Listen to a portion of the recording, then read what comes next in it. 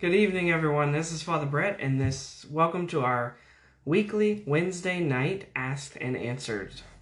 Tonight we have a question that honestly a very interesting question. It's pointing out, first off, Genesis talks about people living for 900 years or more. We see this in the genealogies after Adam and Eve. Adam lived, I think, to some 900 or so years, and so the question is, are these years in our years? Or basically the question is, what does that mean? Did people actually live to be 900 years old?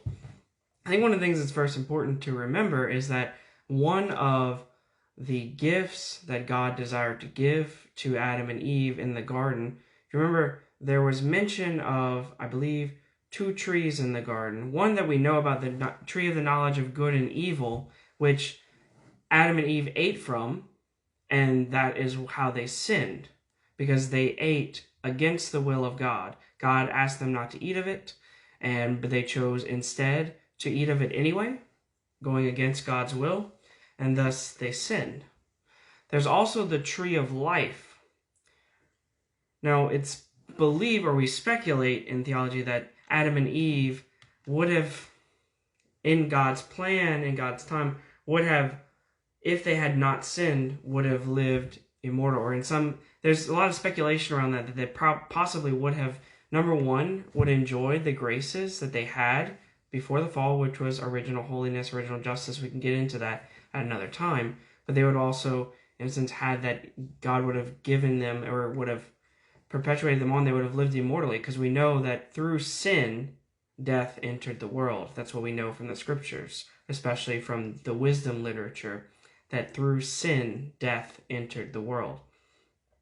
And so, that kind of the years that we see with Adam and Eve, getting back to that, afterwards they start going through the genealogy, and the first obvious thing that should strike us is that reality of death comes in at some point. That Adam and Eve do not live forever. That because of sin, even though the scriptures say they had lived for 900 years, and we don't exactly know, did they actually live 900 years? I don't know. But they eventually died. And what we see as we go through the genealogies is that the people descended from Adam slowly but surely live less and less number of years. Then the amount of time they live, and the sooner that death claims them, like that number of years decreases. So eventually, you go from Adam, who lived 900 and so years, to Moses, who lived about 120 years, the scriptures tell us. And that should be something that catches our eye, is that this effect of sin is slowly but surely showing more and more of its effects. Like, sin is more and more showing its effects, and one of the most notable things is that death that comes, and that shortens a life. That sin takes away life. That's what we say about sin, is that it cuts us off from the very source of life. And so that may be more what the scriptures are trying to get at.